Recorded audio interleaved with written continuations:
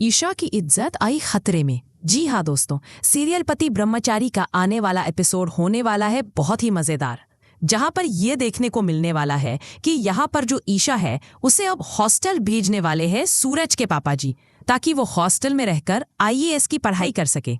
लेकिन दोस्तों, यहाँ पर जिस हॉस्टल में ईशा का एडमिशन होने वाला है, क्या आपने कभी सोचा है कि सपने पूरे करने की कीमत कभी कभी बहुत भारी हो जाती है। ईशा का सपना था आईएएस अफसर बनना, समाज में एक पहचान बनाना, अपने माता पिता और परिवार का नाम रोशन करना।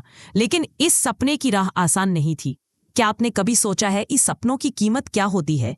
ईशा एक छोटे शहर की सीधी सादी लड़की, जिसके सपनों में सिर्फ एक ही तस्वीर थी, आईएएस अफसर बनकर अपने परिवार का नाम रोशन करना। घर वाले हमेशा कहते, पढ़ाई कर बेटी, यही तेरी सबसे बड़ी पूंजी है। सूरज, उसका सहपाठी और दोस्त, अक्सर मजाक में कहता, ईशा तू आईएएस बनेगी और मैं तेरा चपरासी रहूंगा। दोनों हंस पड़ते, लेकिन ईशा जानती थी कि यह सपना सिर्फ मजाक नहीं बल्कि उसकी जिंदगी का मकसद है। ईशा के पापा और सूरज के पापा, जिन्हें सब बड़े साहब कहते थे, ने फैसला किया कि ईशा को हॉस्टल भेजा जाए, कारण वहां पढ़ाई का माहौल मिलेगा, घर की जिम्मेदारियों से दूर रहकर आईएएस की तैयारी हो पाएगी। शुरुआत में ईशा उत्साहित थी। उसे लगता था हॉस्टल में लाइब्रेरी होगी, देर रात तक पढ़ाई कर पाएगी और टॉपर्स के बीच रहकर खुद भी आगे बढ़ेगी। पर बड़े साहब की आंखों में एक डर था। उन्होंने पहले भी उस हॉस्टल का माहौल देखा था। कुछ लड़के ऐसे थे जिनका मकसद सिर्फ शरारत करना और लड़कियों को परेशान करना था। हॉस्टल की पहली रात, ईशा अपने कमरे की खिड़की से आसमान देख रही थी। उसके मन में सवाल गूंज रहा था, क्या यही जगह है जहां मेरा सपना पनपेगा।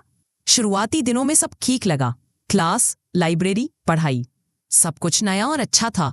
लेकिन जल्द ही उसे एहसास हुआ कि यहाँ हर नजर दोस्ताना नहीं है। कुछ लड़के उसे अजीब निगाहों से देखने लगे, कभी कॉरिडोर में रास्ता रोक लेते, कभी हंसी उड़ाते। शुरुआत में ईशा ने इसे नजरअंदाज किया, पर धीरे धीरे यह डर उसका पीछा करने लगा। एक शाम जब ईशा लाइब्रेरी से लौट रही थी, उसने महसूस किया कि कोई उसका पीछा कर रहा है। उसके कदम तेज हो गए और पीछे से हंसी की आवाज आई। दिल जोर जोर से धड़क रहा था। वह अपने कमरे में जाकर दरवाजा बंद कर लेती है। उस रात नींद नहीं आई। वह सोचती रही, क्या मैंने सही किया इस हॉस्टल में आकर। सूरज, जो दूर से उसकी हालत देख रहा था, बेचैन हो गया। वह ईशा को मैसेज करता है, ईशा हिम्मत मत हारना, मैं हूं ना। यह छोटा सा मैसेज ईशा को सुकून देता है। कहानी का असली मोड़ आता है। रात का अंधेरा, हॉस्टल का सुनसान कोना। 4 लड़के ईशा को घेर लेते हैं।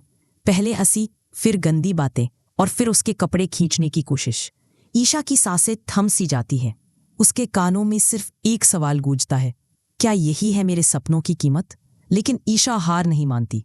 वह धक्का देती है, जोर से चिल्लाती है और किसी तरह भाग निकलती है। उसके आंसू, उसकी कांपती हुई सांसें, सब उसकी मजबूरी बयां कर रहे थे। ठीक उसी वक्त सूरज वहां पहुंचता है। वह उसे सहारा देता है और धीरे से कहता है, ईशा डरना मत, अब मैं हूं तुम्हारे साथ। उस पल ईशा को पहली बार एहसास होता है कि वह अकेली नहीं है। हादसे के बाद ईशा का दिल दहल चुका था। रात भर वो तांपती रही। कमरे की दीवारें उसे जेल जैसी लग रही थी। सुबह जब सूरज हॉस्टल पहुंचा, उसने ईशा को कोने में बैठा आंसुओं से भीगा हुआ देखा। सूरज ने कहा, ईशा अब और चुप मत रह, मुझे सब बता। ईशा की आंखों से आंसू बह निकले। कांपते होठों से उसने सब कह दिया। कैसे लड़के उसे घेरते हैं, कैसे उसका पीछा करते हैं और कैसे कल रात उसने खुद को बचाया। सूरज की आंखों में गुस्सा था। उसने कसम खाई, अब से जो भी तेरे खिलाफ खड़ा होगा उसे मुझसे गुजरना होगा। ईशा के मन में 2 रास्ते थे, हॉस्टल छोड़कर घर लौट जाना, डर के खिलाफ खड़े रहना और सपनों को पूरा करना। उसके पापा को जब खबर लगी तो उन्होंने कहा, बेटी अगर तू चाहे तो हम तुझे वापस ले आते हैं। पर ईशा ने आंसू पोंछते हुए कहा, नहीं पापा, अगर मैं भाग गई तो ये लड़के जीत जाएंगे। मुझे यहाँ रहकर आईएएस बनना है। सूरज ने उसका हाथ पकड़कर कहा,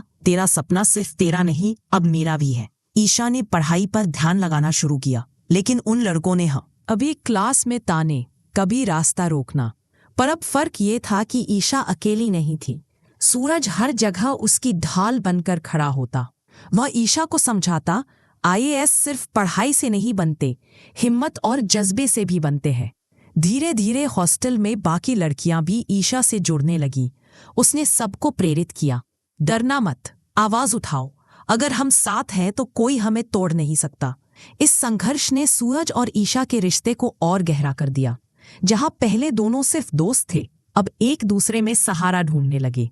एक रात जब ईशा परीक्षा की तैयारी कर रही थी तो सूरज ने कहा, ईशा, अगर तू लड़ सकती है तो पूरी दुनिया जीत सकती है। ईशा ने उसकी आंखों में देखा। वह मुस्कुराई और बोली, तू मेरे साथ है, बस यही काफी है। यही से दोनों के बीच प्यार की कली खिलने लगी। अब ईशा का डर खत्म हो चुका था। वह पहले से ज्यादा आत्मविश्वासी हो गई थी। उसने ठान लिया, मैं सिर्फ अपने लिए नहीं, हर उस लड़की के लिए पढ़ूंगी जिसे समाज डराता है। सूरज ने उसका हाथ पकड़कर कहा, तेरे सपनों की लड़ाई अब हमारी है। दोनों की नजदीकियां बढ़ गईं।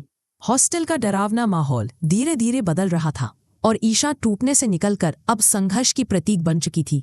यही से कहानी एक नए सफर की शुरुआत करती है, जहां ईशा IAS बनने की ओर कदम बढ़ाती है और सूरज उसका साथी बनकर हर मुश्किल में साथ खड़ा होता है।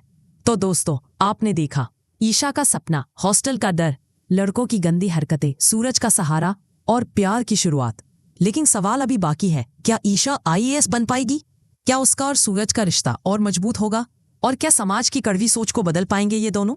और हाँ, ऐसे ही धमाकेदार टेलीविजन अपडेट्स के लिए हमारे चैनल को सब्सक्राइब करना मत भूलिए। मैंने कहा था ना, खेल अभी बाकी है। तो दोस्तों, ये था सीरियल पति ब्रह्मचारी का वो शानदार अपडेट जो सच्चाई, प्यार और ड्रामे का परफेक्ट मिक्स है। आपको सूरज और ईशा की जोड़ी कैसी लगी? क्या आपको लगता है कि अब इस परिवार में सब कुछ ठीक हो जाएगा? कमेंट में अपनी राय जरूर शेयर करें। और हाँ, ऐसे ही धमाकेदार टेलीविजन अपडेट्स के लिए हमारे चैनल को सब्सक्राइब करना ना भूलें।